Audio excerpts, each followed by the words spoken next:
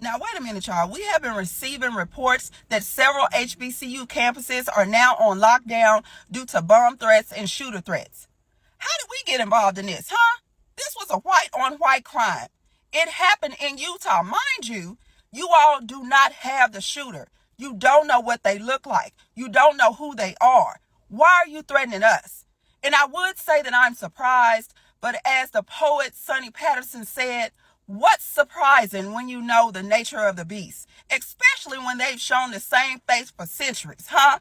You all just want an excuse to be violent towards us. This had nothing to do with us. You all need to locate the shooter and leave us alone. Let us go on about our day. We are not involved in this. But this is what you all do. Spin a narrative when you have no information and you're trying to spew hate and violence all over the place. Welcome back to Trending Pulse Worldwide. I'm Amy, and there's something unusual happening that has really captured people's attention. So first of all, after the news of Charlie Kirk's passing, several historical black colleges and universities, which are the HBCUs, suddenly began receiving threat alerts. Now, these schools are not just any schools.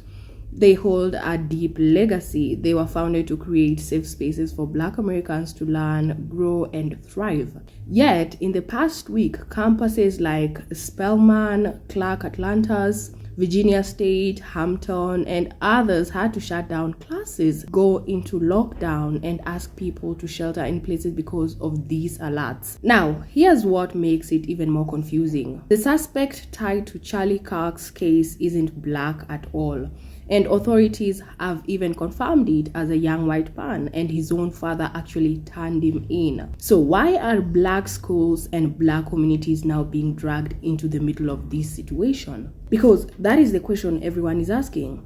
How the fuck do we get involved in this? Like, we know how, but genuinely, how the fuck do we get wrapped up in this? Because Utah has the same amount of black people as you have fingers and toes, and half of them are probably Mormons, so somewhat kind of doesn't even count, because let them tell it they're not black, they're just cursed, according to their religion. So, where do we fit in the equation?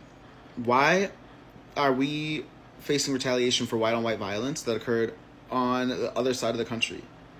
Why do we have people threatening historically black colleges and universities on the East Coast to the point of those threats being so credible that the schools have to go on lockdown? Not school, singular, schools, plural. Like, why? Can we stop now pretending that we gave a f*** about Charlie Kirk? Like, y'all had your 24 hours of your moral superiority and your high ground, but now you see really what the fuck this is and what this always has been and what we've always told you that this shit has been. So they're using the murder of Charlie Kirk to come after HBCUs. I saw this coming. Not the Charlie Kirk part, but the coming after HBCU part. Stay with me. On November 6th, I know they expected us to be out in the street in droves, protesting, riots, violence. That didn't happen. What happened was the absolute opposite. We just took our energy from the atmosphere, and you see how it fell flat. If you were paying attention, and I did a video about this, of how calm it was and how quiet it was. It was literally us taking our essence from them, us taking our power from them, and they have been working overtime to get that power back. This whole mass cold people thing and sending people away, that whole phenomenon was literally because he thought, or he thinks, that if he got rid of everybody else, they would somehow get us back in the fields. That fell all the way flat.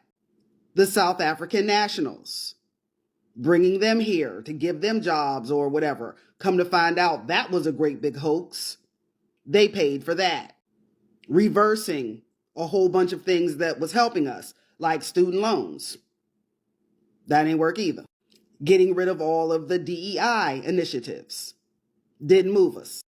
If anything, the businesses that went along with it, it hurt them because we stopped spending our money there. Now that moved us, but not in the way he thought. And during all this time, when I saw what was happening, paying attention to what was happening, I knew eventually they were going to come after HBCUs because that's literally their big joker. And I was waiting for this moment.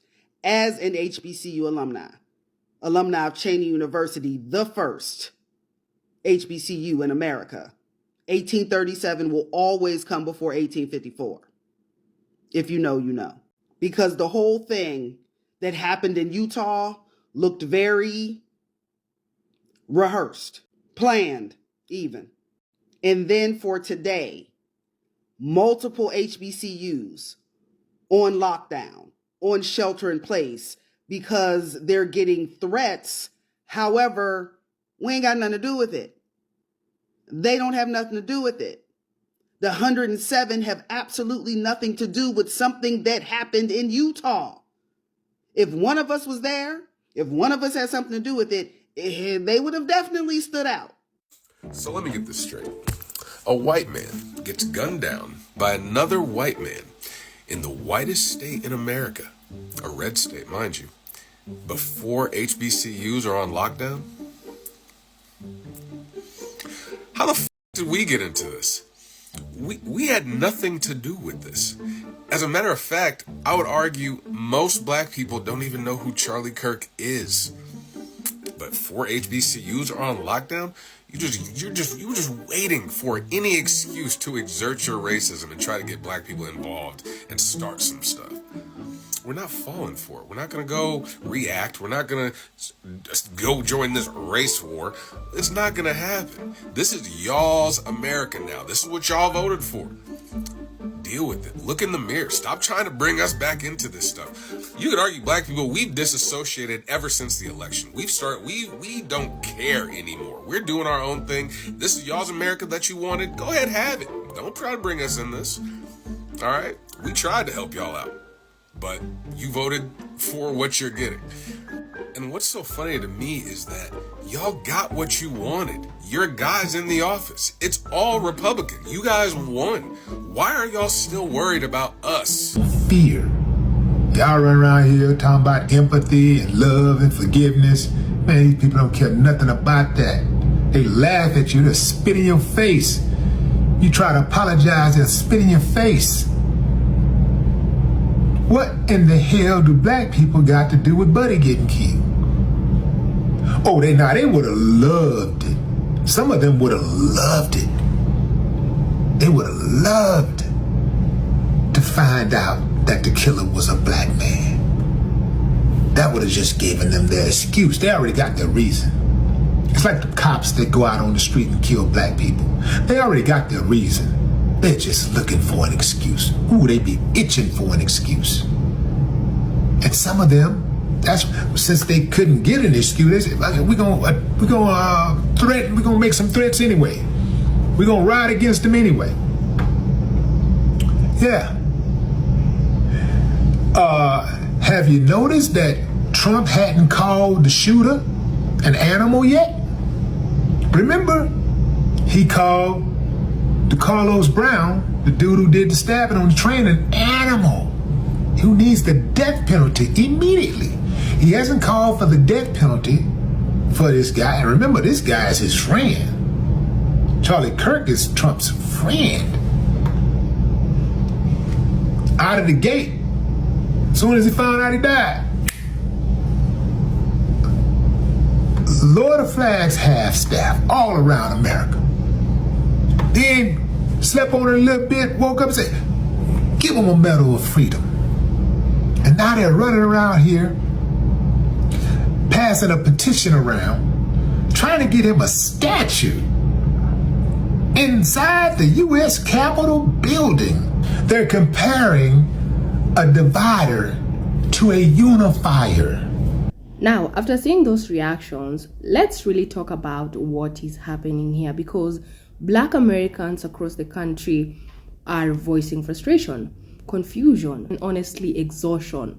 And they're asking, why are we being dragged into the story at all? Because Charlie Kirk's suspect has been confirmed as a young white man, and his own father turned him in, and black people had nothing to do with it. And yet, somehow, HBCUs and black communities are suddenly the ones facing threats. And for many, this is more than a coincidence, and it feels like a pattern because Black institutions, whether it's schools, churches, or community spaces, often end up targeted in moments of national tension. And that is why people online are saying, here we go again. Even when we are not part of the incidents, we end up carrying the fear. Why is it? And another strong reaction coming out is directed at President Donald Trump, because a lot of Black Americans are saying he's been silent on this issue. He's not stepping up to condemn the threats, not offering clear support or reassurance, or even not silencing or bringing peace. And instead, the focus seems elsewhere, and that silence speaks volumes to people who already feel unprotected. And let's be honest, race is always part of the conversation in America, and people are pointing out the double standard. If the suspect had been a young Black man, the story would be told very differently. But because it wasn't, and instead of focusing solely on the real suspect, attention and fear have been redirected towards Black spaces that had nothing to do with the event. And even before the young white man was confirmed, they already had a white suspect. So why go after the Black communities? Now, this is why the reactions are so sharp. It's not just about one set of threats. It's about history, about being constantly pulled into danger or suspicion, even when innocent. Black Americans are tired of asking why they are the ones targeted, tired of waiting for real accountability, tired of leaders staying silent when their communities face threats. So guys, let's have these conversations down in the comments. I want to hear from your perspectives, and don't hold back. Let me know what you think about this entire conversation. And before you go, don't forget to like, share, and subscribe for more trending stories here at Trending Pulse Worldwide. Thank you so much guys for always tuning in, and thank you for your support. I appreciate each and every one of you every single time. Thank you so much, and I'll catch you guys in the next video. Stay blessed.